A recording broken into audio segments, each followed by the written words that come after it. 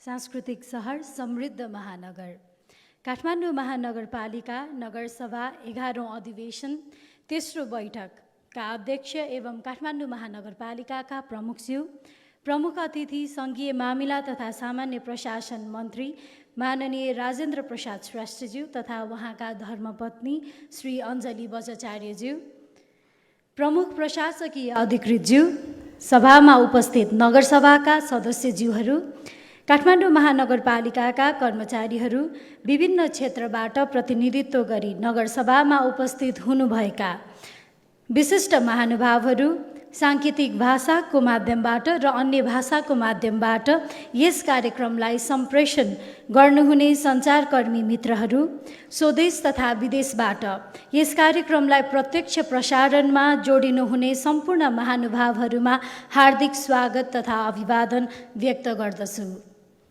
यस महत्त्वपूर्ण अवसरमा सङ्घीय लोकतान्त्रिक गणतन्त्रात्मक शासन व्यवस्था स्थापनाका लागि आफ्नो अमूल्य जीवनको आहुति दिनुहुने अमर शहीदहरू प्रति भावपूर्ण श्रद्धाञ्जली अर्पण गर्दछु।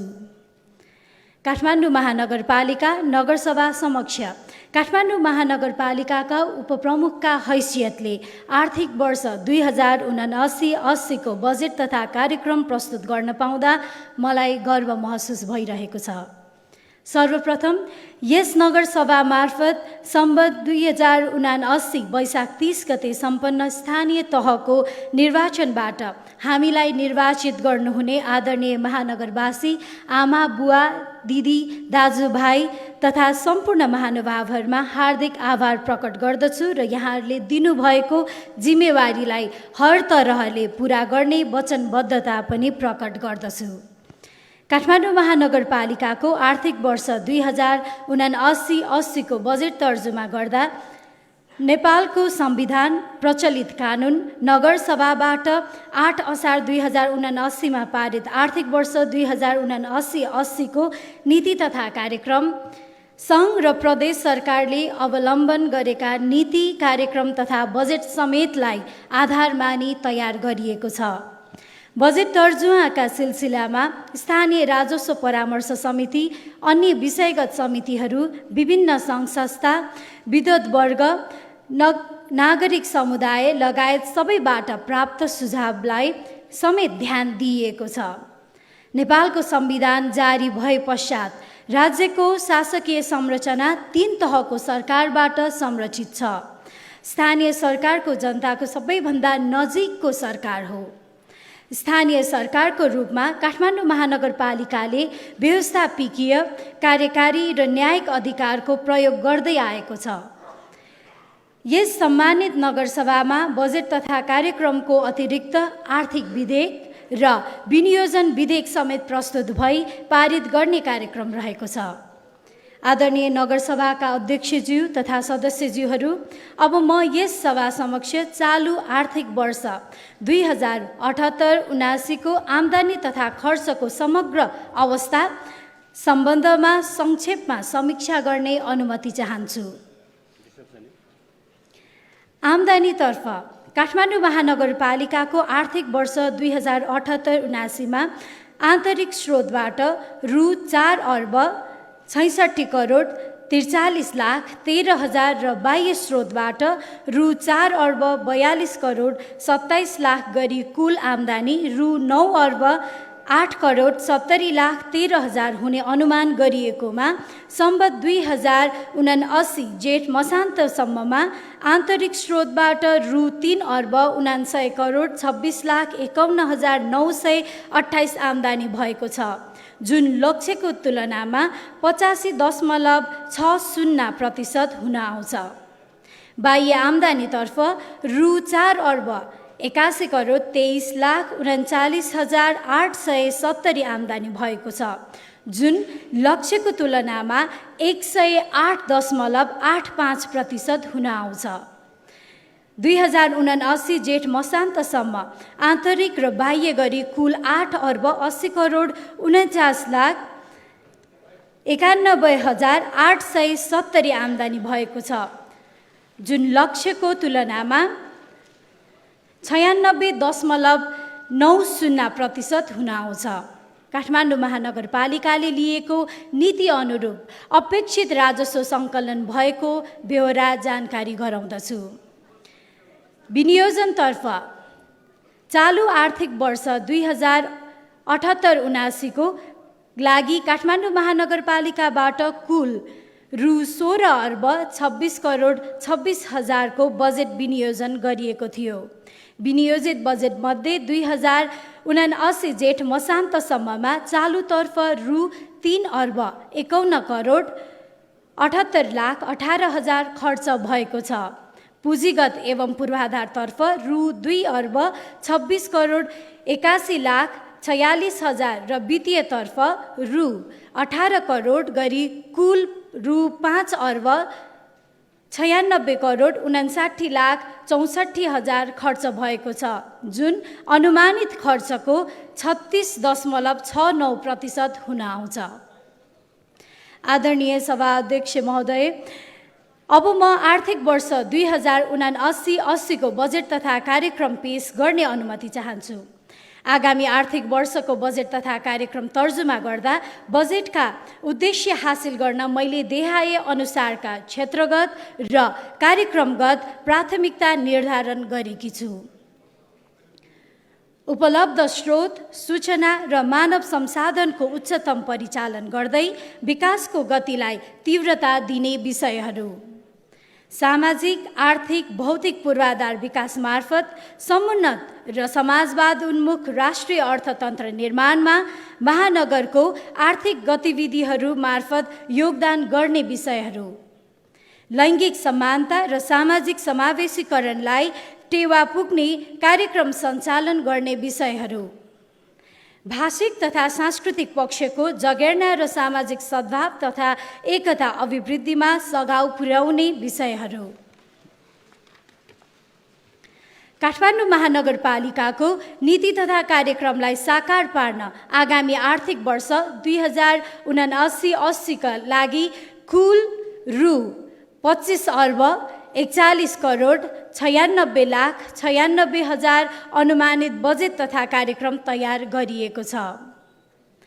यस अन्तर्गत काठमाडौँ महानगरपालिकाको सञ्चित कोषमा जम्मा हुने रु 22,36,95,49,000 र सामाजिक सुरक्षा भत्ता लगायत नेपाल सरकार, प्रदेश सरकार र जग्गा एकीकरण आयोजनाहरूबाट हुने आम्दानी स्थानीय सञ्चित कोष बाहेकको बजेटमा समावेश हुने कुल रु 3,05,01,47,000 रहेको छ। स्थानीय सञ्चित कोषबाट खर्च हुने रकम मध्ये आर्थिक विकास क्षेत्र अन्तर्गतका कार्यक्रमहरूका लागि रु 50,21,24,000 विनियोजन गरिएको छ, जुन कुल बजेटको 2.24% हुन आउँछ। कार्यालय सञ्चालन तथा प्रशासनिक क्षेत्रका लागि रु 4,68,98,60,000 विनियोजन गरिएको छ, जुन कुल बजेटको 20.96% हुन्छ। पूर्वाधार विकास क्षेत्रका लागि रु 11,08,89,03,000 बजेट विनियोजन गरिएको छ, जुन कुल बजेटको 49.57% हुन आउँछ। सामाजिक विकास क्षेत्रको लागि रु 1,62,28,22,000 बजेट विनियोजन गरिएको छ, जुन कुल बजेटको 7.25% हुन आउँछ। सुशासन तथा अन्तर्सम्बन्धित क्षेत्रका लागि रु 4,46,58,40,000 बजेट विनियोजन गरिएको छ, जुन कुल बजेटको 19.96% हुन आउँछ। नेपाल सरकार र प्रदेश सरकारबाट प्राप्त हुने सशर्त अनुदानतर्फ रु 1,31,37,06,000 को स्रोत सुनिश्चित भएको छ। नगरसभाका आदरणीय अध्यक्ष तथा सदस्यज्यूहरू, काठमाडौँ महानगरपालिकाको आर्थिक वर्ष 2079-80 का लागि रु 22,36,95,49,000 आम्दानी हुने प्रक्षेपण गरिएको छ। नेपाल सरकार र प्रदेश सरकारबाट प्राप्त हुने सशर्त अनुदानतर्फ रु 1,31,37,00,000 6,000। आन्तरिक आयतर्फ रु 11 अर्ब 95 करोड बैंक मौजात समेत गरी कुल रु 16 अर्ब 80 करोड 1 लाख। राजस्व बाँडफाँडतर्फ रु 3 अर्ब 41 करोड 37 लाख 73 हजार र समानीकरण अनुदानतर्फ 84 करोड 19 लाख 70 हजार आम्दानी हुने प्रक्षेपण गरिएको छ।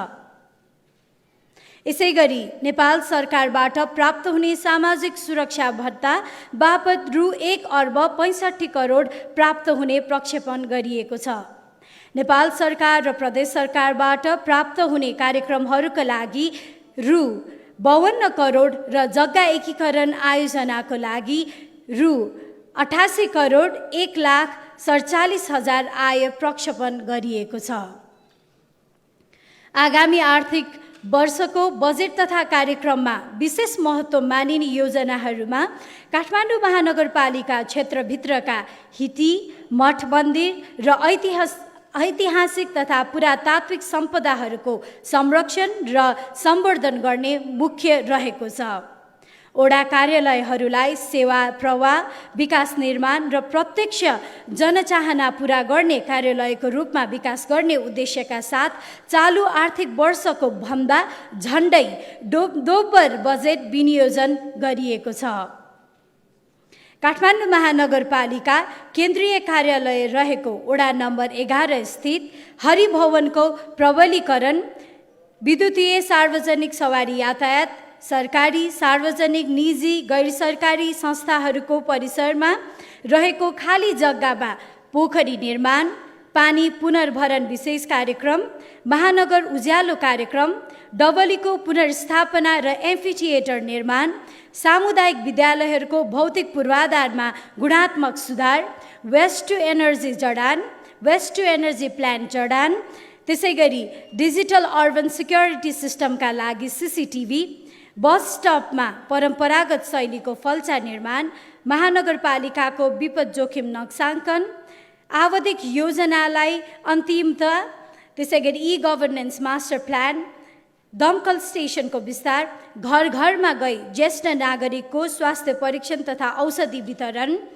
युवा केन्द्रित कार्यक्रमहरू, खेलकुद विकासका लागि पूर्वाधार निर्माण तथा विभिन्न कार्यक्रम सञ्चालन, महिलाहरूलाई सिप विकास मार्फत स्वरोजगार कार्यक्रम, अपाङ्गता भएका व्यक्तिका लागि सहयोग, मेट्रो रेलको सम्भाव्यता अध्ययन, सार्वजनिक शौचालय निर्माण तथा सञ्चालन, शीत भण्डार निर्माण, केएमसी मार्ट निर्माण तथा सञ्चालन, मृत जीवजन्तुको अन्तिम संस्कारका लागि शवदाह गृहको निर्माण, सार्वजनिक जग्गा संरक्षण, पार्क निर्माण तथा हरियाली प्रवर्धन, नदी नियन्त्रण तथा कोरिडोर क्षेत्रमा ढल प्रशोधन केन्द्रको निर्माण, सहरी यातायात व्यवस्थापनका लागि कम्पनी स्थापना तथा सञ्चालन जस्ता अति महत्त्वपूर्ण र रणनीतिक योजना तथा कार्यक्रमहरू समेत अघि बढाउन बजेट विनियोजन गरिएको छ।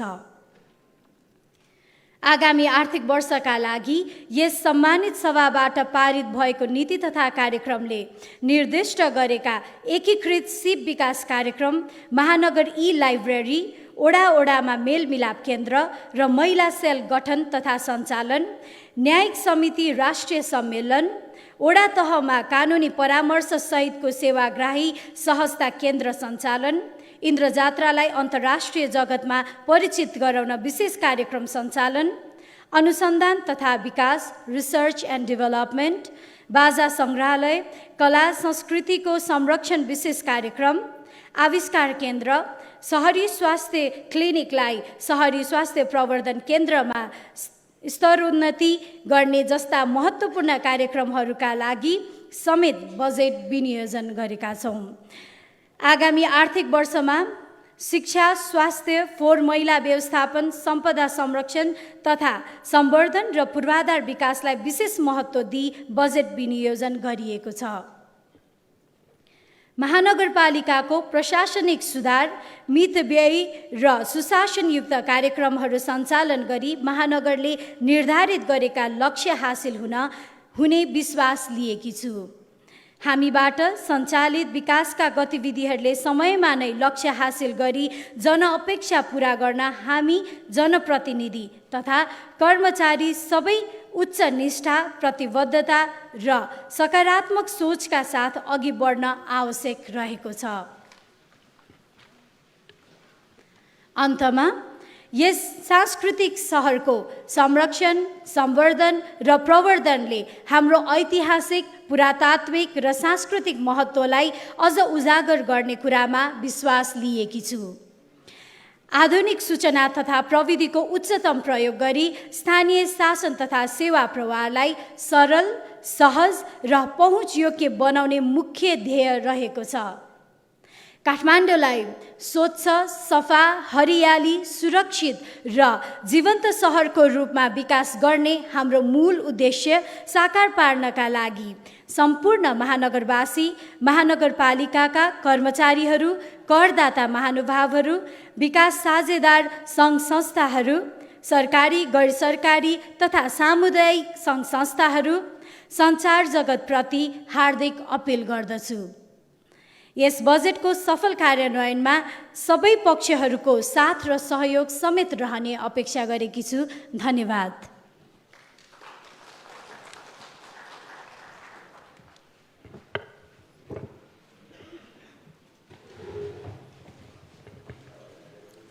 धन्यवाद काठमाडौँ महानगरपालिकाका उपप्रमुखज्यू।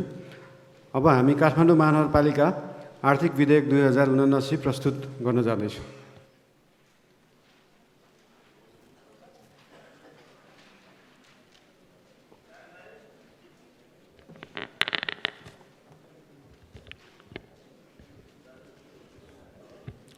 नमस्कार जोजलपा। प्रमुख अतिथि श्री सङ्घीय मामिला तथा सामान्य प्रशासन मन्त्री माननीय राजेन्द्र प्रसाद श्रेष्ठज्यू, उहाँको धर्मपत्नी अञ्जली बज्राचार्यज्यू, काठमाडौँ महानगरपालिकाका उपप्रमुखज्यू, प्रमुख प्रशासकीय अधिकृतज्यू र उपस्थित सम्पूर्ण नगरसभाका सदस्यज्यूहरू, कर्मचारी साथीहरू, काठमाडौँ महानगरपालिकाको अर्थ सम्बन्धी प्रस्तावनालाई कार्यान्वयन गर्न बनेको आर्थिक विधेयक 2079। काठमाडौँ महानगरपालिकाको आर्थिक वर्ष 2079-80 को अर्थ सम्बन्धी प्रस्तावलाई कार्यान्वयनको लागि स्थानीय कर, शुल्क, दस्तुर र जरिवाना सङ्कलन गर्न छुट दिन तथा अन्य आय सङ्कलनको प्रशासनिक व्यवस्था गर्न वाञ्छनीय भएकाले नेपालको संविधानको धारा 230 बमोजिम काठमाडौँ महानगरपालिकाको नगरसभाले यो ऐन जारी गरेको छ। संक्षिप्त नाम र प्रारम्भ। यस ऐनको नाम काठमाडौँ महानगरपालिका आर्थिक विधेयक 2079 रहेको छ। यो ऐन 2079 साल श्रावण 1 गतेदेखि काठमाडौँ महानगरपालिका क्षेत्रभित्र लागू हुनेछ। सम्पत्ति कर। काठमाडौँ महानगरपालिका क्षेत्रभित्र अनुसूची 1 बमोजिम महानगरपालिका क्षेत्रभित्रका घर र जग्गा सम्पत्ति कर लगाई असुल उपर गरिनेछ। घरको मूल्याङ्कन अनुसूची 2 अनुसार घरको बनोटको आधारमा राजकट्टी अनुसूची 3 अनुसार र जग्गाको मूल्याङ्कन अनुसूची 4 अनुसार गरिनेछ। भूमि कर। काठमाडौँ महानगरपालिका क्षेत्रभित्र सम्पत्ति कर लाग्ने भूमि बाहेकका अनुसूची 5 बमोजिम भूमि कर लगाई असुल उपर गरिनेछ। बहाल कर। काठमाडौँ महानगरपालिका क्षेत्रभित्र कुनै व्यक्ति वा संस्थाले भवन, घर, पसल, ग्यारेज, वर्कसप, गोदाम, तहरा, सेड, जग्गा वा पोखरी पुरै वा आंशिक तवरले बहालमा लगाई हुने आम्दानी वा आम्दानी हुने गरी अन्य कुनै सम्पत्ति बहालमा दिएकोमा अनुसूची 6 बमोजिम बहाल कर लगाई असुल उपर गरिनेछ। व्यवसाय कर। काठमाडौँ महानगरपालिका क्षेत्रभित्र दर्ता वा इजाजत प्राप्त गरी स्थापित उद्योग, व्यापार, व्यवसाय, सेवा र यस्तै प्रकारका जुनसुकै कारोबार गर्ने व्यक्ति, सङ्घ संस्था वा निकायलाई व्यावसायिक प्रकृति, आर्थिक कारोबार, स्थान विशेष र लगानीका आधारमा अनुसूची 7 बमोजिम व्यवसाय कर लगाई असुल उपर गरिनेछ। त्यसरी व्यवसाय कर असुल गर्दा बैंक तथा वित्तीय संस्था र सुपरमार्केटहरूको हकमा प्रत्येक कारोबार स्थलमा कारोबारको आधारमा अलग अलग इकाइ मानि असुल उपर गरिनेछ। जडीबुटी, कबाडी र जीवजन्तु कर। काठमाडौँ महानगरपालिका क्षेत्रभित्र कुनै व्यक्ति वा संस्थाले ऊन, खोटो, जडीबुटी, वनकस कबाडी माल र अन्य मृत वा मारिएका जीवजन्तुको हाड सिङ प्वाँख छाला जस्ता वस्तुको व्यवसाय कारोबार गरे बापत अनुसूची 8 बमोजिमको कर लगाई असुल उपर गरिनेछ। तर प्रचलित कानुनले निषेध गरिएको हकमा भने उल्लिखित व्यवस्था लागू हुने छैन। सवारी साधन कर प्रदेश सरकारले तोके बमोजिम बाँडफाँडबाट महानगरपालिकालाई प्राप्त हुने सवारी साधन करको आम्दानी बाँडिनेछ।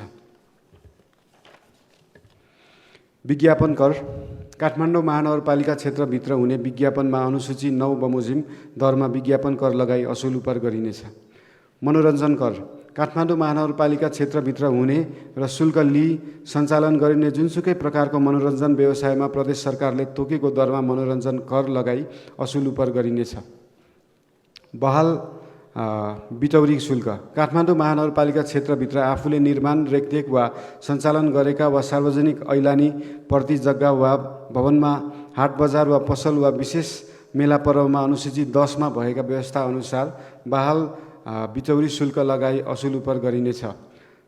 सवारी साधन पार्किङ शुल्क काठमाडौँ महानगरपालिका क्षेत्रभित्र कुनै सवारी साधन पार्किङ सुविधा उपलब्ध गराए बापत अनुसूची 11 बमोजिम सवारी साधन पार्किङ शुल्क लगाई असुल उपर गरिनेछ।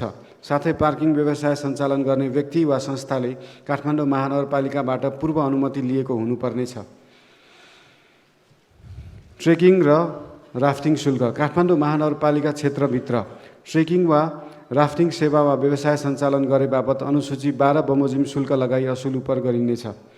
सेवा शुल्क दस्तुर काठमाडौँ महानगरपालिकाले निर्माण सञ्चालन वा व्यवस्थापन गरेका अनुसूची 13 मा उल्लिखित स्थानीय पूर्वाधार र उपलब्ध गराइएको सेवामा सेवाग्राहीबाट सोही अनुसूचीमा व्यवस्था भए बमोजिम शुल्क लगाई असुल उपर गरिनेछ। पर्यटन शुल्क काठमाडौँ महानगरपालिकाले तोकेका स्थानहरूमा पर्यटक प्रवेश गर्दा अनुसूची 14 मा उल्लिखित दरमा पर्यटन शुल्क लगाइनेछ। जरिवाना काठमाडौँ महानगरपालिका क्षेत्रभित्र निषेध गरिएका सार्वजनिक सडक तथा फुटपाथमा सवारी साधन पार्किङ वा व्यापार व्यवसाय गर्ने वा फोहोर मैला तथा निर्माण सामग्रीबाट उत्सर्जित फोहोर एवं प्रचलित कानुन विपरीतका कार्य गरेमा त्यस्तो सामान जफत गर्ने वा लिलामी गर्दा अनुसूची 15 बमोजिम जरिवाना गरिनेछ। घर जग्गा रजिस्ट्रेसन शुल्क काठमाडौँ महानगरपालिका क्षेत्रभित्र घर जग्गा वा अन्य सम्पत्तिहरूको रजिस्ट्रेसन पारित गर्दा लाग्ने रजिस्ट्रेसन शुल्क प्रदेश सरकारले तोके बमोजिम हुनेछ। विभाज्य कोष सम्बन्धी व्यवस्था महानगरपालिकाले प्रचलित कानुन बमोजिम सङ्कलन गर्ने प्रदेश सरकारलाई हस्तान्तरण गर्नुपर्ने प्रकृतिका राजस्वहरू यस कोषमा जम्मा गरी तोकिएको बमोजिम बाँडफाँड गरिनेछ। सहकार्यमा राजस्व सङ्कलन गर्न सकिने राजस्व सङ्कलन गर्दा उपत्यका स्थानीय तहहरू साथै अन्य सेवा प्रदायक सङ्घहरू सङ्घको सहकार्य प्रभावकारी हुने देखिएमा नगर कार्यपालिकाले निर्णय गरी सहकार्यमा राजस्व सङ्कलन गर्न सक्नेछ। कर तथा शुल्क सङ्कलन कार्यविधि यस ऐनमा भएका व्यवस्था यसै बमोजिम र अन्यका हकमा यस ऐनसँग नबाजिने गरी कर तथा शुल्क सङ्कलन सम्बन्धमा काठमाडौँ महानगरपालिका नगर कार्यपालिकाले तोके बमोजिम हुनेछ। अन्य व्यवस्था काठमाडौँ महानगरपालिका विभाग वडा तथा अन्य कार्यालयहरूबाट सेवा प्रवाह गर्दा सेवाग्राहीले बुझाउनु पर्ने कर शुल्क दस्तुर तथा जरिवानालाई सेवासँग आबद्ध गरी अनिवार्य असुल उपर गरी सेवा प्रवाह गर्नुपर्नेछ। वडा कार्यालयहरूबाट कर निर्धारण गरी असुल गर्दा वडाध्यक्ष वा निजले तोकेको वडा सदस्यको समन्वयमा गरिनेछ। अन्य स्थानीय तहमा कानुन बमोजिम दर्ता नवीकरण भएका कम्पनी फर्म सङ्घ संस्थाहरूले सार्वजनिक खरिद प्रक्रिया सहभागी हुन काठमाडौँ महानगरपालिका पुनः व्यवसाय दर्ता गर्नुपर्ने छैन। महानगरपालिकाबाट प्रवाह हुने सेवा प्राप्त गर्न तोकिएको बमोजिम शुल्क दस्तुर बुझाएकोमा सेवा प्राप्त नगरेको वा करदाताले तिर्नु बुझाउनु पर्ने रकम दाखिला गरेको तर कर निर्धारण भई कागज प्रमाण प्राप्त नगरेका अवस्थामा सेवाग्राही वा करदाताले बुझाएको त्यस्तो रकमको हिसाब मिलान गर्न सेवाग्राही वा करदाताले माग गरेमा बढीमा 5 आर्थिक वर्षभित्र हिसाब मिलान गरिनेछ। महानगरपालिका क्षेत्रभित्र भवन निर्माण गर्न नक्सा दरखास्त पेश गरी नक्सा पास बापत तोकिएको दस्तुर बुझाएकोमा कुनै कारणले नक्सा पास हुन नसकी सेवाग्राहीले सेवा प्राप्त नगरेको अवस्थामा दस्तुर बुझाएको मितिले 3 वर्षभित्र दस्तुर फिर्ता माग गर्न आएमा दस्तुर बुझाएको रकमको 15% कट्टा गरी नक्सा दरखास्तवालालाई बाँकी रकम महानगरपालिकाले फिर्ता गर्न सक्नेछ। यसै ऐन बमोजिम भएको मानिने यो ऐन जारी हुनु अघि भए गरेका व्यवस्थाहरू यसै ऐन बमोजिम भए गरेको मानिनेछ। नियम वा कार्यविधि बनाउन सक्ने काठमाडौँ महानगरपालिका नगर कार्यपालिकाले यस ऐनमा भएका व्यवस्थाहरूलाई कार्यान्वयन गर्नका लागि आवश्यक नियम वा कार्यविधि बनाउन सक्नेछ। साबिक बमोजिम हुने यस ऐनमा उल्लेखित व्यवस्था यसै बमोजिम र उल्लेखित नभएको हकमा साबिक बमोजिम नै हुनेछ। बाधा अड्काउ फुकाउ यस ऐनको कार्यान्वयनको क्रममा कुनै बाधा आइपरेमा काठमाडौँ महानगरपालिका नगर कार्यपालिकालाई बाधा अड्काउ फुकाउन अधिकार रहनेछ। खारेजी साबिकमा काठमाडौँ महानगरपालिकाले लागू गर्दै आएका व्यवस्थाहरू यस ऐनसँग प्रतिकूल देखिएमा प्रतिकूल भएको हदसम्म खारेज हुनेछन्। धन्यवाद।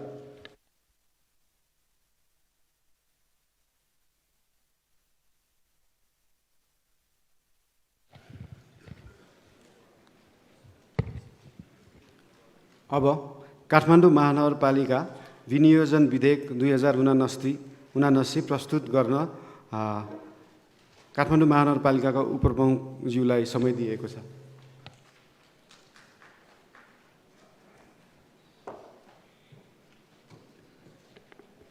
पुनः एकपटक यहाँहरू सबैजनालाई नमस्कार। जोजलफा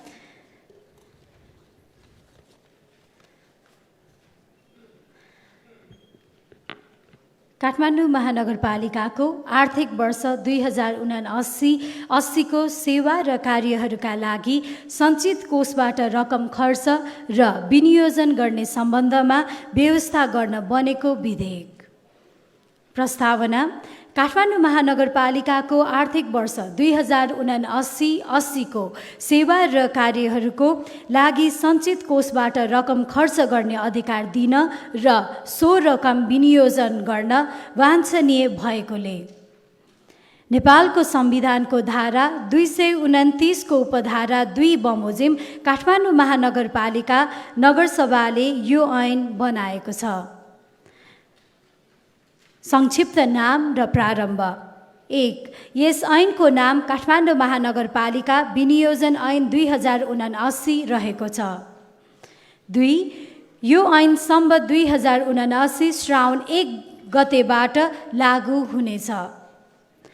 परिभाषा कार्यपालिका भन्नाले काठमाडौँ महानगरपालिकाको नगर कार्यपालिकालाई सम्झिनु पर्दछ। नगरसभा भन्नाले काठमाडौँ महानगरपालिकाको नगरसभालाई सम्झिनु पर्दछ। वडा समिति भन्नाले काठमाडौँ महानगरपालिकाको वडा समितिलाई सम्झनु पर्दछ। विषयगत शाखा भन्नाले काठमाडौँ महानगरपालिकाका अन्तर्गतका विभाग, महाशाखा, शाखा, आयोजना, सचिवालय, एकाइ, कार्यालय तथा अन्य प्रशासनिक एकाइ समेतलाई सम्झनु पर्दछ। सञ्चित कोष भन्नाले काठमाडौँ महानगरपालिकाको सञ्चित कोषलाई सम्झनु पर्दछ। आर्थिक वर्ष 2079-80 को निमित्त सञ्चित कोषबाट रकम खर्च गर्ने अधिकार। 1. आर्थिक वर्ष 2079-80 को निमित्त काठमाडौँ महानगरपालिका अन्तर्गत हुने आर्थिक विकास, कार्यालय सञ्चालन तथा प्रशासनिक पूर्वाधार विकास, सामाजिक विकास, सुशासन तथा अन्तर सम्बन्धी क्षेत्रको सञ्चित कोषबाट खर्च हुने रु 22 अर्ब 36 करोड 95 लाख 49 हजार र सामाजिक सुरक्षा भत्ता नेपाल सरकार र प्रदेश सरकारबाट प्राप्त हुने कार्यक्रमहरू र जग्गा एकीकरण आयोजनाको खर्च रकम रु 3 अर्ब 5 करोड 1 लाख 47 हजार समेत अनुसूची 1 मा उल्लेखित भए बमोजिम गरी जम्मा रु 25 अर्ब 41 करोड 96 लाख 96 हजारमा नबढाई निर्दिष्ट गरिए बमोजिम खर्च गर्न सकिनेछ। विनियोजन। 1. यस ऐनद्वारा सञ्चित कोषबाट खर्च गर्न अधिकार दिएको रकम आर्थिक वर्ष 2079-80 का लागि काठमाडौँ महानगरपालिका, नगर कार्यपालिका, वडा समिति र विषयगत विभाग वा शाखाले गर्ने सेवा र कार्यहरूको निमित्त विनियोजन गरिनेछ। 2. उपदफा 1 मा जुनसुकै कुरा लेखिएको भए तापनि नगर कार्यपालिका, वडा समिति र विषयगत विभाग वा शाखाले गर्ने सेवा र कार्यको निमित्त विनियोजन गरेको रकममध्ये कुनै बचत हुने र कुनै नपुग हुने देखिन आएमा नगर कार्यपालिकाले बचत हुने शीर्षकबाट नपुग हुने शीर्षकमा रकमान्तर गर्न सक्नेछ। यसरी रकमान्तर गर्दा नपुग हुने शीर्षकमा विनियोजित रकमको 25% नबढ्ने गरी कुनै एक वा एकभन्दा बढी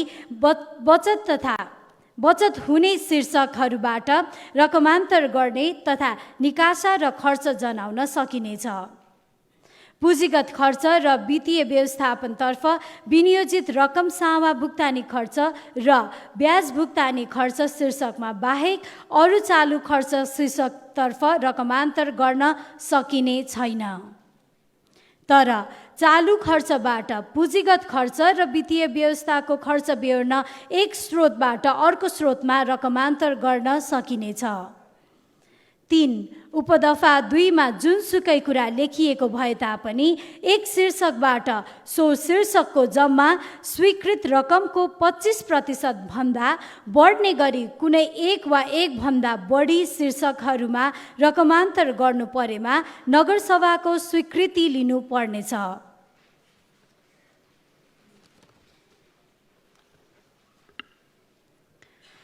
सञ्चित कोषबाट विनियोजन हुने रकम र आर्थिक वर्ष 2079-80 को अनुमानित व्यय अनुसूची 1 मा रहेको पनि यहाँहरूलाई जानकारी गराउँदछु। पुनः एकपटक धन्यवाद।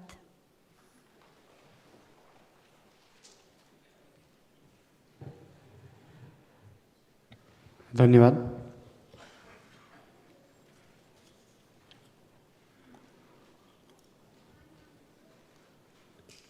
आदरणीय प्रमुख अतिथिज्यू, सङ्घीय मामिला तथा सामान्य प्रशासन मन्त्री माननीय राजेन्द्र प्रसाद श्रेष्ठज्यूलाई आफ्नो मन्तव्य राखिदिनु हुन अनुरोध गर्दछु।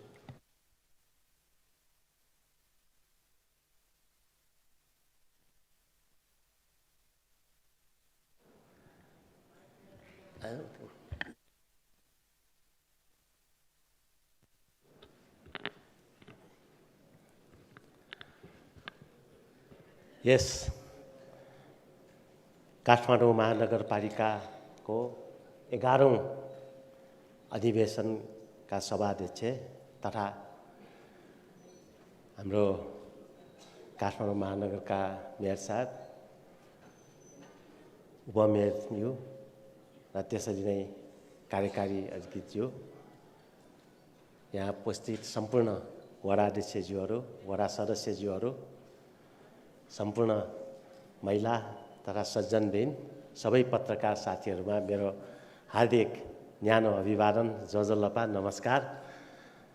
आज यस 11औं अधिवेशनमा तपाईहरू समक्ष उपस्थित भएर यस नगरसभालाई सम्बोधन गर्न पाउँदा अत्यन्त गौरवान्वित महसुस गरेको छु।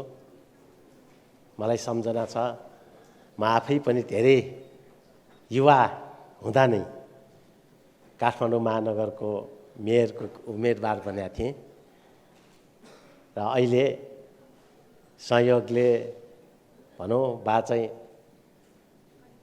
राजनीतिक दलहरूप्रतिको कतिपय वितृष्णाले, कतिपय नयाँ परिवर्तनको चाहनाले अहिले स्वतन्त्र रूपमा उम्मेदवार भएर बालेन्द्र शाहजी विजय हुनुभएको छ र उहाँको कार्यकाल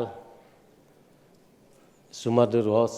सबै राजनीतिक दलका नेताहरू र यहाँ विजयी भएर आउनुभएका विभिन्न दलका साथीहरूसँग समन्वय, सहकार्य र सहअस्तित्वमा काम गर्न सकोस् भन्ने म शुभकामना व्यक्त गर्न चाहन्छु।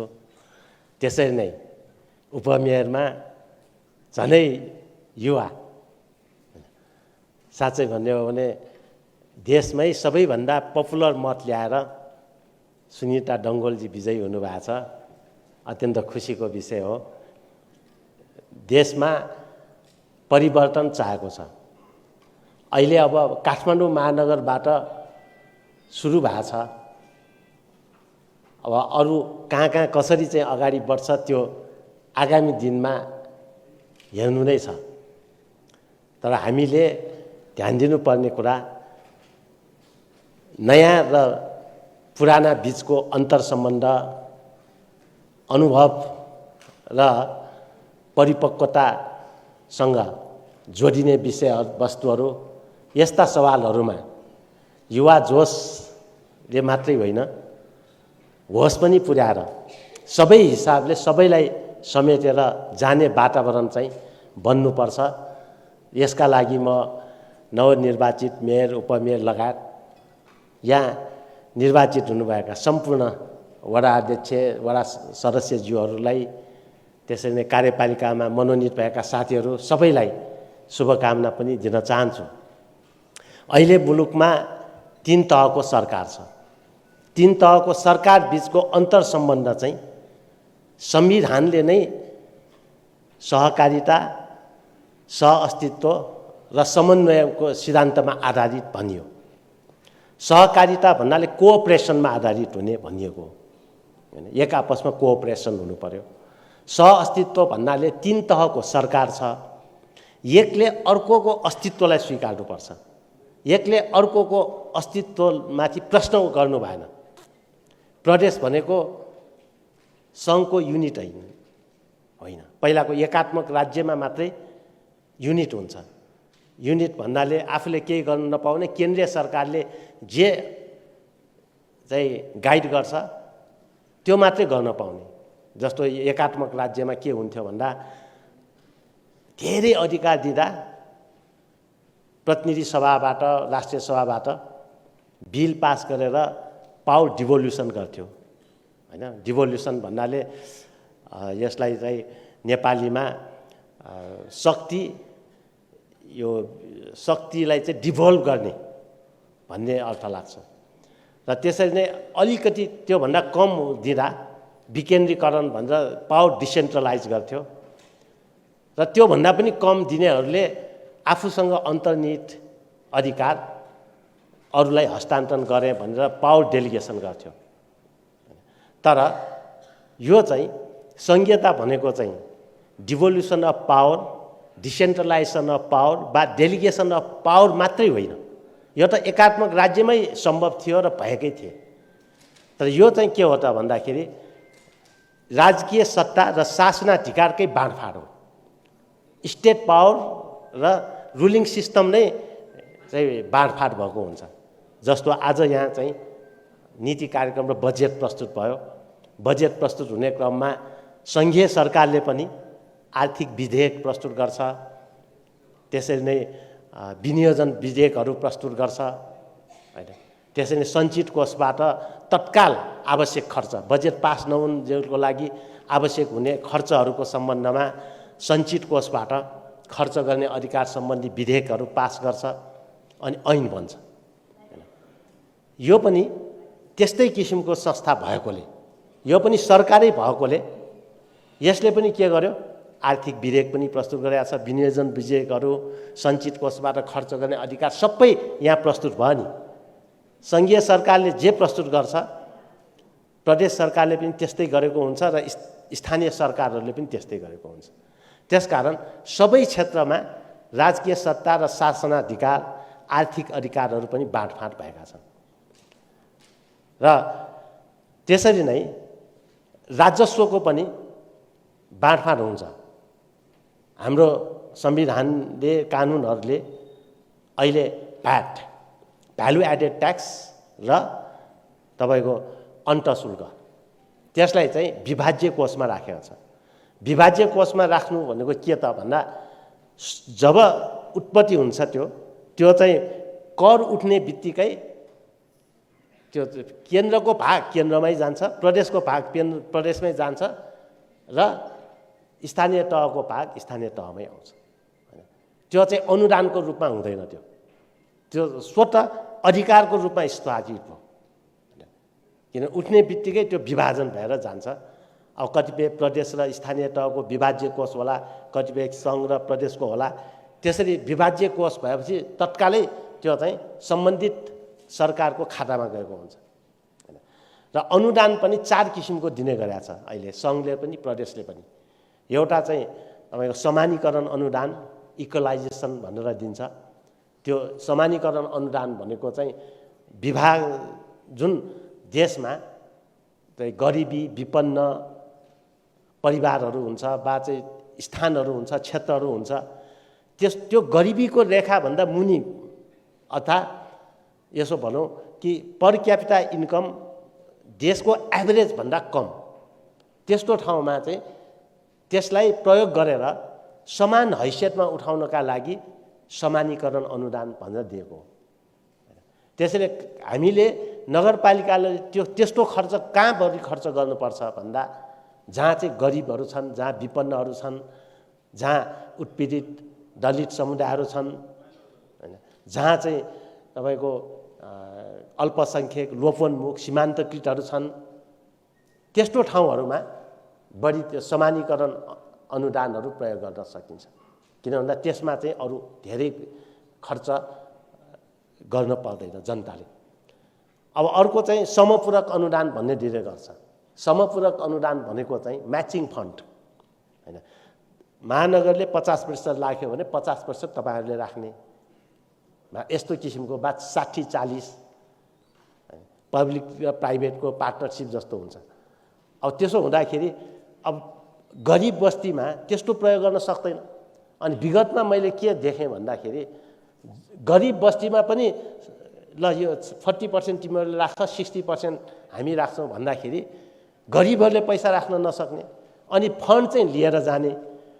अनि के हुँदो रहेछ भन्दाखेरि ठेकदारहरूले त्यो 40% पनि आफै राखिदिन्छ। अनि कामको क्वालिटी 0। अनि त्यसो भएपछि त देशको विकासमा त असर पर्यो, कामको क्वालिटी छैन। त्यसकारण हामीले यस्तो समपूरक अनुदानहरूको प्रयोग गर्दा अलिकति पैसा राख्न सक्ने ठाउँहरूलाई ध्यानमा राखेर गर्नुपर्छ। त्यस अलिकति सम्पन्न ठाउँहरूमा थोरै महानगरले राखिदिँदा उनीहरूले आफै पैसा राख्ने, यो चाहिँ अर्को किसिमको अनुदान हो। त्यसरी नै सशर्त अनुदान छ। यो कामको लागि भनेर सङ्घले पनि दिन्छ, प्रदेशले पनि दिन्छ। त्यो सशर्त अनुदान कहाँ प्रयोग गर्ने त? त्यसको लागि पहिल्यै निश्चित भएर यो कामको लागि भनेर छुट्टिएर आएको हुन्छ। अहिले विडम्बनाकै कुरा छ कि हाम्रो देशमा चालु खर्चका लागि समेत सशर्त अनुदान भनेर छुट्याइएको छ। विश्वमा चाहिँ के हुन्छ भने सशर्त अनुदान चाहिँ भौतिक पूर्वाधारको विकास, खानेपानी, सहरीकरण हैन यस्तो किसिमको कामको लागि प्रयोग भएको हुन्छ। तर हामीले सशर्त अनुदानलाई भौतिक पूर्वाधारहरूको विकासकै सन्दर्भमा यस्तो सामाजिक क्षेत्रहरूमा, सामाजिक क्षेत्र भन्नाले शिक्षा, स्वास्थ्य जस्ता क्षेत्रहरूमा त्यसलाई प्रयोग गर्नुपर्छ। र अर्को चाहिँ विशेष अनुदान भन्ने पनि आउने गर्छ। यसरी 4 प्रकृतिका अनुदानहरू आउने गर्दछ। यी सबै कुराहरूलाई व्यवस्थित रूपमा प्रयोग गर्ने र काठमाडौँ महानगरपालिकाले पनि बजेट विनियोजनहरू गर्दाखेरि त्यस्तो कुराहरूमा ध्यान दिएर गर्नुपर्ने हुन्छ आफ्नो कार्यक्षेत्रभित्र। र जहाँ समस्याहरू आएको छ तत्काल समाधान गर्ने। मैले सुनेको थिएँ यहाँ चाहिँ अब इन्फ्रास्ट्रक्चर एम्बुलेन्स चलाउँछौँ अनि एकदम समस्याहरू भएको ठाउँमा तत्काल हामी समाधान गर्छौँ भन्नुभएको छ। एकदमै राम्रो कुरा हो। जहाँ खाल्डाखुल्डी परेको छ भने अब त्यसले चाहिँ तत्कालै इन्फ्रास्ट्रक्चर बिग्रेको भत्केको छ भने त्यस्तो ठाउँमा तत्काल प्रयोग गर्ने भन्ने जुन आएको छ कन्सेप्ट, त्यो विभिन्न देशहरूमा पनि हामीले बाटोहरू चिल्ल देख्नुको कारण त्यस्तै प्रयोग भएर हो। त्यसैले अब विपद व्यवस्थापनका सन्दर्भदेखि थुप्रै कुराहरूमा महानगरले नयाँ ढङ्गले काम गर्ने जमर्को गरेको छ। त्यसबाहेक पनि अब यहाँ अब सम्पदा संरक्षणका सन्दर्भमा पनि कुराहरू आएको पाएँ मैले। यो हाम्रो ऐतिहासिक सहर एउटा सांस्कृतिक महत्त्वको सम्पदा सहरको रूपमा पनि रहेको छ। यहाँको कला संस्कृति संसारमै प्रख्यात छ। मैले युरोप अमेरिकादेखि विभिन्न देशहरूमा पनि हेरेँ। समकालीन विश्वमा हामीले हेर्ने हो भने युरोप र हाम्रो स्ट्यान्डर्डहरूको आजभन्दा 300 वर्ष अगाडिको त्यहाँको अवस्थाहरू तुलना गर्ने त्यस्तो गर्ने हो भने यहाँका संस्कृति र सम्पदाहरूमा उनीहरूको भन्दा कमजोर छ भन्ने होइन। यहाँका मन्दिरहरू, यहाँका चाहिँ दरबारहरू पनि युरोपियन दरबारहरू भन्दा कम छैन। 55वटा झ्याल भएको होइन, 5 तल्ले चाहिँ तपाईँको मन्दिर सहितको चाहिँ दरबार भक्तपुरमा छ। यहाँ काठमाडौँमै पनि हनुमान ढोकामा चोकै चोक भएको एकदम सुन्दर दरबार छ। ललितपुरमा कृष्ण मन्दिर सहित एकदमै राम्रो दरबार छ।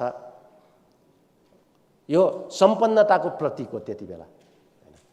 हाम्रा चाहिँ सभ्यताको विकासका सन्दर्भमा स्वयम्भू आज उत्पत्ति भएको होइन, 3000 वर्षभन्दा अगाडिको कुरा हो। पशुपतिको कुरा पनि 3000 वर्षकै अगाडिकै कुरा हो। तिनीहरू बन्दै गए, विकास हुँदै जाँदा सुनको गजुर भएको बन्यो।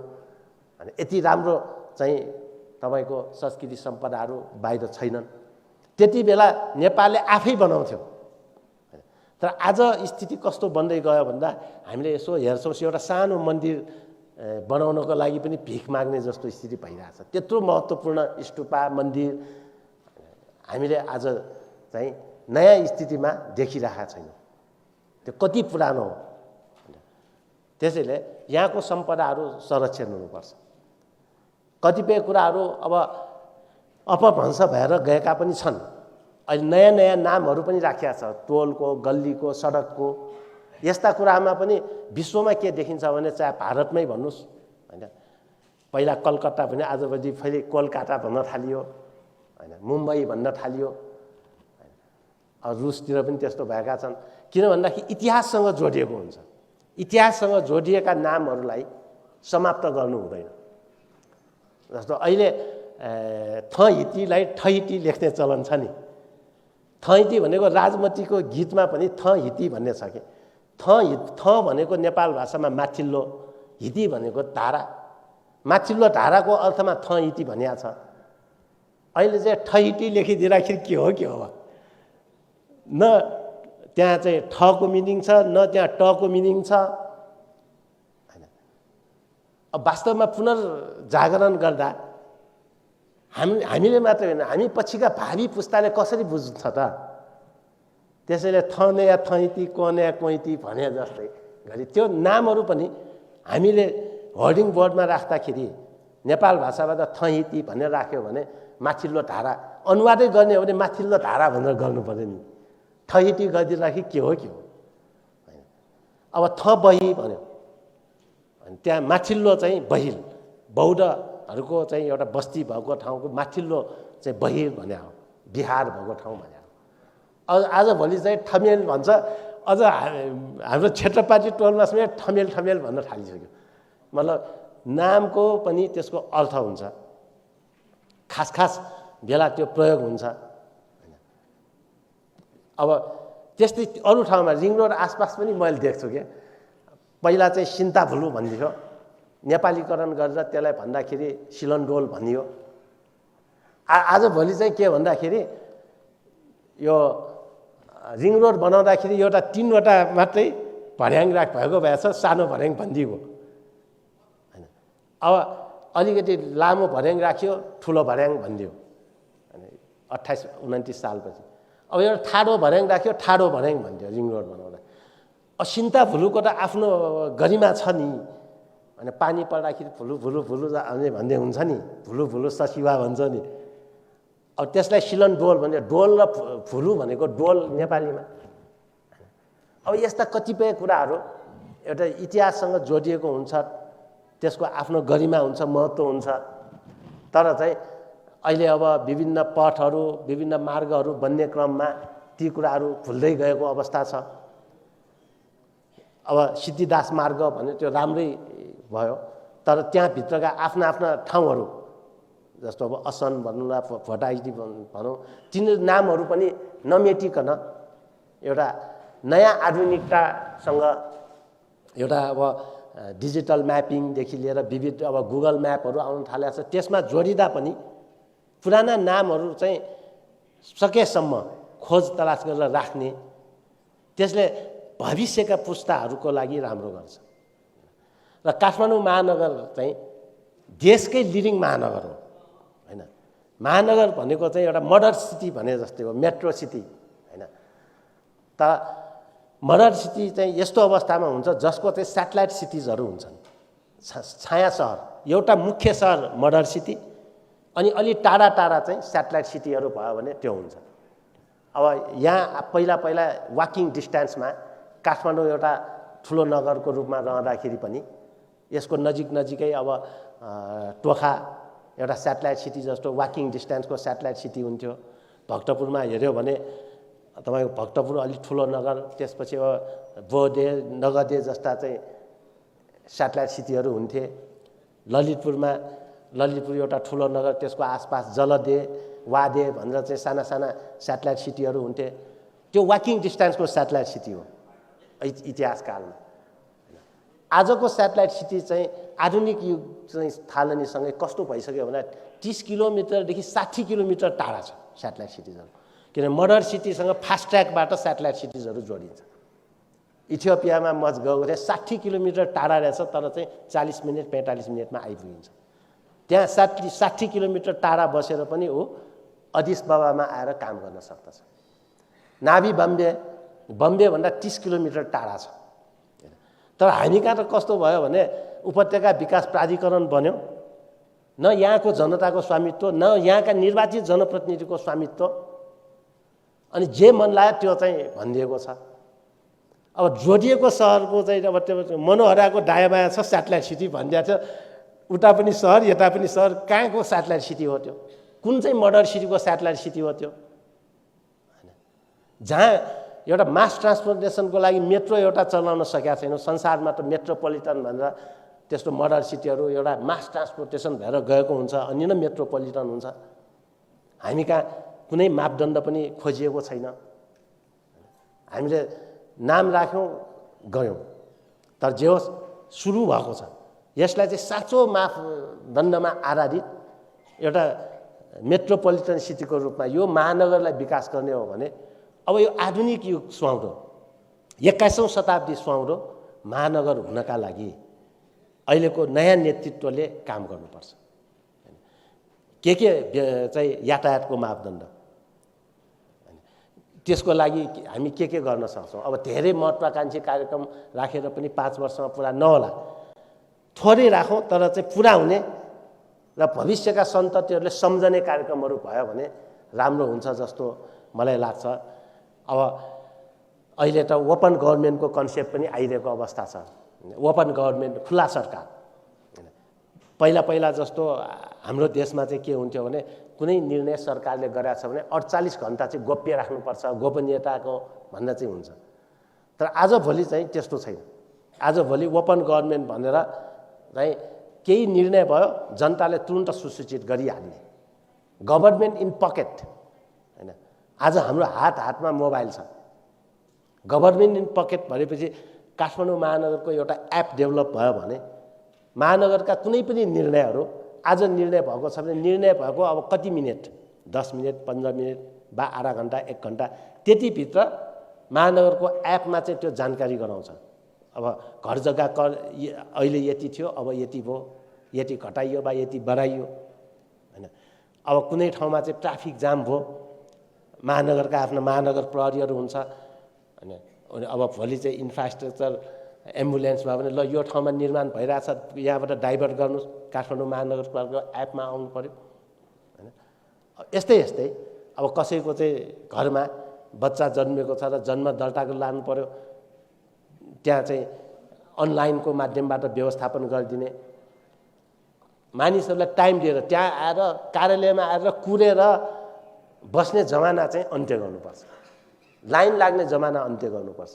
त्यसका लागि हामीले चाहिँ यदि अनलाइनको माध्यमबाट ई गभर्नेन्सको कुरा गऱ्यौँ भने त्यहाँनिर कस्तो हुन्छ त भन्दा कोही मान्छेले भेट्न चाह्यो भने पनि उसले अनलाइन मार्फत जानकारी गराउने। अब यहाँ आइटी टिम एउटा हुनुपर्छ। अब नयाँ मेयर साहब, उपमेयर योहरूको त्यसमा दखल नै छ जस्तो मलाई लाग्छ। त्यस्तो टिम एउटा भयो भने अनि त्यो टिममा त्यहाँ आवेदन हुने बित्तिकै तपाईँले दिनुभएको यो आवेदन चाहिँ प्राप्त भयो भनेर चाहिँ उसले तुरुन्तै एक्सेप्ट हामीले गरिने बित्तिकै हुन्छ र ल तपाईँ भोलि यति बजे 10 बजेको 10 मिनटमा आउनुहोस्। टाइमहरू 10 पछि अरूकोलाई 10:20 को टाइममा दिने। अलि टाइम लाग्ने छ, आधा घन्टा लाग्छ भने 10:30 पछि 11 बजेको टाइम दिने। उनीहरू आउँछन्, सरासर आएर आफ्नो काम सक्छ जान्छ। महानगरमा भिडभाड पनि हुँदैन, तर काम पनि फास्ट भएको हुन्छ हैन। यस हिसाबले अब नयाँ विज्ञान र प्रविधिमा आधारित हैन, अब नयाँ जोस जागरका साथ काठमाडौँ महानगरलाई एउटा नयाँ महानगर, नयाँ सोच र दृष्टिकोण भएको, साँच्चै परिवर्तन सुरु भएको त्यो महानगरको रूपमा आओस् भन्ने चाहिँ मैले चाहेको छु। नेपाल सरकारको तर्फबाट सङ्घीय मामिला मन्त्रीको हैसियतमा पनि मैले जति दिन हैन, अब आम निर्वाचन धेरै टाढा छैन, 4.5 महिनादेखि 5 महिनाभित्र चुनाव हुन्छ। निर्वाचन आयोगले चाहिँ 22 गतेसम्म मात्रै यसको अवधि भनिसकेका छ। त्योभन्दा केही अगाडि चुनाव हुन्छ। अहिले आयोगले चाहिँ 2 चरणमा गर्ने हो भने कार्तिक 28 र मङ्सिर 3 गते 2 चरणमा गर्ने भन्ने एउटा अनौपचारिक प्रस्ताव पठाइसकेका छ। होइन एकै चरणमा गर्ने हो भने कार्तिक 30 गते देशैभरि चुनाव गर्ने भनिसकेका छ हैन। अब धेरै समय त छैन अब हैन, तर यस अवधिमा पनि हामीले काठमाडौँ महानगरसँग सहकार्य गरेर अगाडि बढ्नुपर्छ। सरकार भनेको पनि अविच्छिन्न उत्तराधिकारवाला हो। जो आए पनि, जसले चाहिँ सरकारको नेतृत्व गरे पनि, मन्त्रालय चलाए पनि, अब चाहिँ हाम्रो देशले नयाँ दिशा पक्रनै पर्छ र हामीले हाम्रै धरातलीय यथार्थमा हाम्रै भूमिभित्र उभिएर त्यो कुरा गर्नुपर्छ। फेरि गर्न नसक्ने कुरा अमेरिका जाँदा यस्तो गरेका थिए अनि अहिले बोलिदिइहाल्ने, युरोप जाँदा यस्तो देखेँ हामी यस्तो गर्छौँ, बा अस्ट्रेलिया जाँदा यस्तो त्यस्तो पनि गर्नु हुँदैन। के हुन्छ भने त्यसले मानिसहरूमा चाहिँ अविश्वास जन्मन्छ। अब 100 वर्ष पछि हुन सक्ने कुराहरू अहिले बोल्न त सकियो, बोल्नमा शिरोमणि त कायम गर्न सकिन्छ, तर अहिले भएन भने त त्यो केही अर्थ भएन। फलानाको पाला बोलेको थियो भन्छ, काम त केही हुँदैन। त्यसकारण आफ्नो 5 वर्ष कार्यकालमा हुन सक्ने कुराहरू के हुन् त्यसलाई केन्द्रित गरेर बजेटहरू निर्माण हुनुपर्छ। र मैले आजको यस 11औं अधिवेशनमा सम्बोधन गरिरहँदा काठमाडौँ महानगर एउटा चाहिँ मेजर, देशकै एउटा लिडिङ महानगर भएको, सरकारको हिसाबले भन्ने हो भने पनि यहाँ अब तपाईँको 32 जना अध्यक्षहरू, 8 जना मनोनित, 2 जना चाहिँ मेयर उपमेयर सहित गर्दा 42 जनाको एउटा सरकार छ हैन। यो सरकारले कसैले चाहिँ ढाल्न सक्दैन। अब नेपालमा चाहिँ 2 खाले व्यवस्था छ कि 3 तहको सरकार छ, तर 2 खाले चाहिँ प्रणाली छ। शासकीय स्वरूप चाहिँ 2 खाले छ। एउटा शासकीय स्वरूप संसदीय प्रणाली। संसदीय शासन प्रणाली कहाँ छ भन्यो भने सङ्घमा छ, प्रदेशमा छ हैन। त्यहाँ प्रदेश सभाको चुनाव हुन्छ प्रदेशमा, अनि प्रदेश सभाले मुख्यमन्त्री चुन्छ, अर्थात् संसदको सर्वोच्चता छ। त्यहाँ संसदको विश्वास गुमायो भने सरकार चेन्ज हुन्छ। सङ्घमा पनि, सङ्घीय सरकार पनि त्यस्तै हो। संसदको सर्वोच्चता भएकोले संसदीय शासन प्रणाली भन्यो। अब तर स्थानीय तहको सरकार चाहिँ प्रत्यक्ष निर्वाचित कार्यकारी प्रमुख हो। प्रत्यक्ष निर्वाचित कार्यकारी प्रमुख। आजसम्मको अनुभवले हामीलाई के देखाएको छ त भन्दा, प्रत्यक्ष निर्वाचित कार्यकारी प्रमुख हुँदा चाहिँ पोलिटिकल स्टेबिलिटी, राजनीतिक रूपमा स्थिरता हुन्छ। एकले अर्कोको बीचमा कुरा काटे पनि, अन्तर्विरोध भए पनि, आलोचना गरे पनि, टिप्पणी गरे पनि मिलेरै काम गर्नुपर्ने हुन्छ। तर 5 वर्षसम्म त सरकार त चल्दैन हैन। तर प्रदेश सरकार त कहिले ढल्छ थाहा हुँदैन, सङ्घीय सरकार कहिले ढल्छ थाहा हुँदैन। यसरी एउटै देशभित्र दुईटा शासकीय स्वरूप, एउटा संसदीय, अर्को चाहिँ सामान्यतः राष्ट्रपतीय भन्ने चलन हुन्छ। अब नाम जेसुकै भए पनि यहाँ चाहिँ अब मेयरको प्रत्यक्ष निर्वाचन हो, यो प्रत्यक्ष निर्वाचित कार्यकारी प्रमुख हो। अब देशमै दुई खाले शासकीय स्वरूपमा कुन चाहिँ हो त ठिक भन्दा आजको यसो अनुभव हेर्दाखेरि यो स्थानीय तहको शासकीय स्वरूप जुन प्रयोग भएको छ यसले नै बढी राम्रोसँगबाट काम गर्न सकेको देखिन्छ। डेमोक्रेट्सको तरबार चाहिँ प्रदेश सरकारले झुन्डिए जस्तो यहाँ झुन्डिन्न हैन। पहिला त झन् 6-6 महिनामा चाहिँ सरकार चेन्ज हुन्थ्यो, अहिले अब त्यो स्थिति छैन। तथापि हामीले यो जुन शासकीय स्वरूपको आधारमा यहाँ कार्यपालिका बनेको छ, यो कार्यपालिकाको स्वरूपले आज चाहिँ सामान्यतः हेर्दा महानगरकै विशिष्ट स्थितिमा हेर्दा त यहाँ विविध स्वरूपहरू देखिन्छ। प्रत्यक्ष निर्वाचित कार्यकारी प्रमुख पनि छ, उपप्रमुख पनि छ, वडाध्यक्षहरू पनि प्रत्यक्ष निर्वाचित छन् र विभिन्न दलहरूको प्रतिनिधित्व छ। एउटा एक आपसमा चाहिँ विचारहरू आदान प्रदान, जति विचारहरू चाहिँ माझिन्छ त्यहाँ त्यति नै राम्रा विचारहरू आउँछ।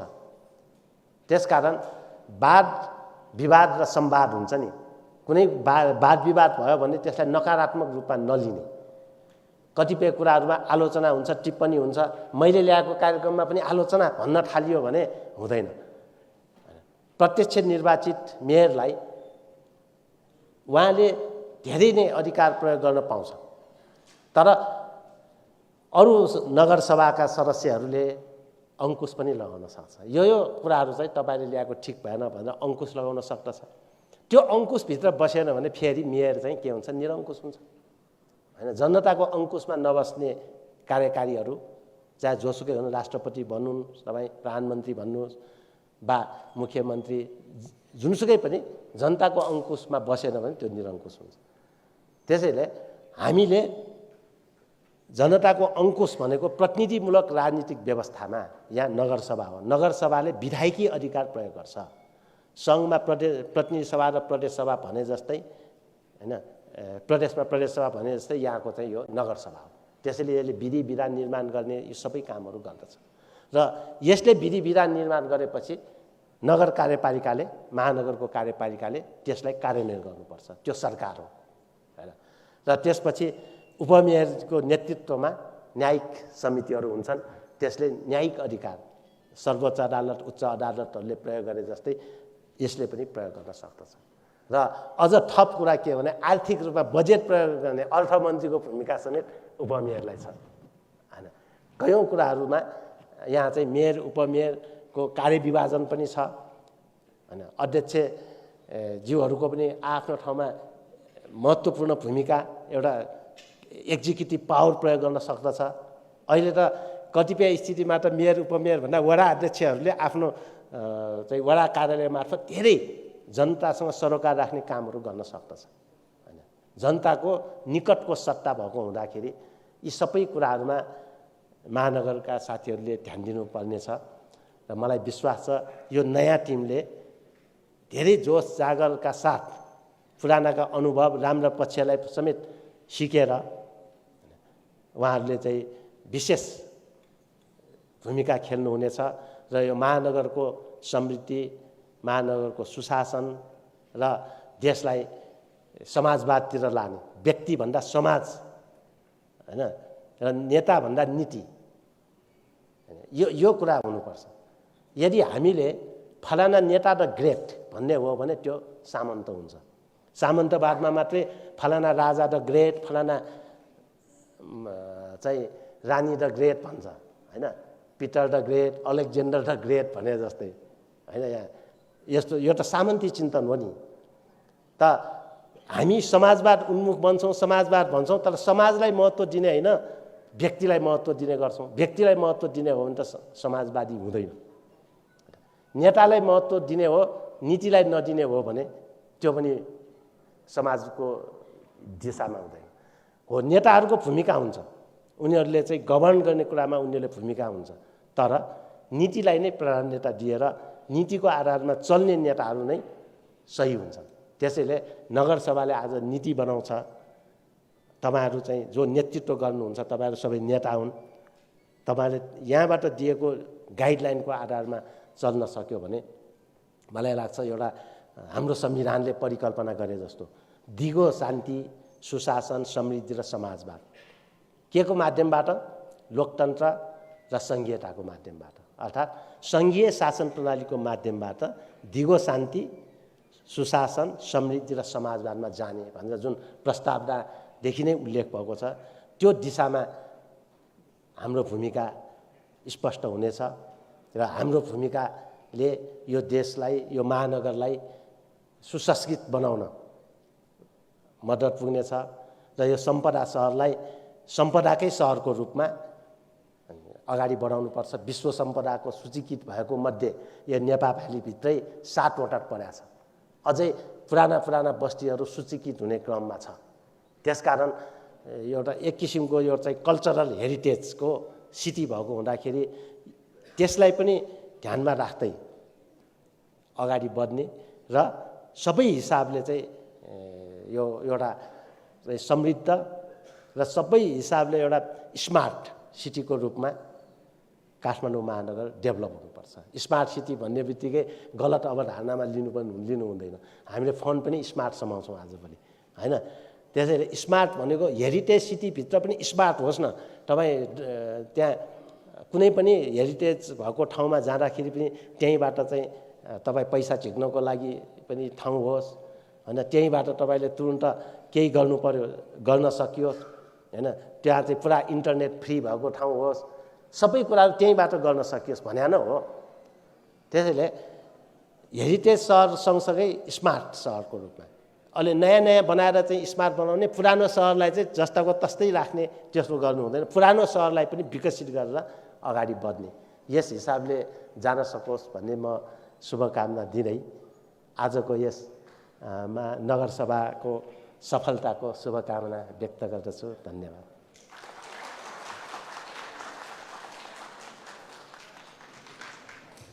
धन्यवाद।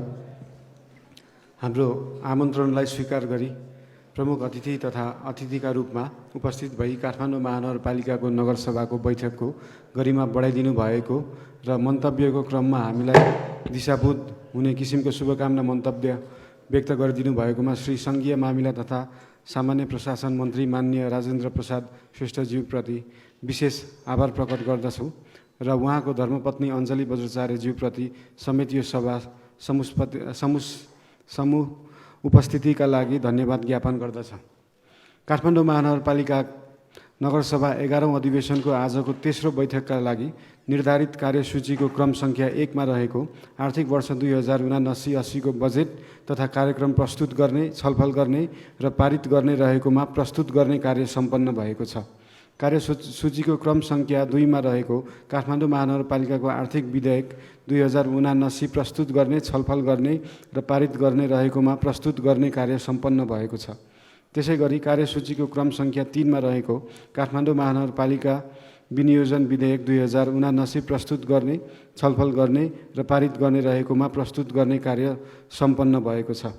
आजको कार्यसूचीमा रहेको उल्लेखित प्रस्तावहरूमाथि छलफल गर्ने र पारित गर्ने कार्यमा आगामी 2079 साल असार 17 गते शुक्रबार दिनको 3 बजे यसै बैठक कक्षमा नगरसभा 11औं अधिवेशनको चौथो बैठकमा हुने र विविध अन्तर्गत छलफल गर्ने कुनै प्रस्ताव नभएकाले बागमती प्रदेश सभाबाट जारी भएको गाउँ नगर जिल्ला सभा सञ्चालन कार्यविधि ऐन 2075 को दफा 6 को उपदफा 3 बमोजिम यो बैठक स्थगन भएको घोषणा गर्दछु। धन्यवाद।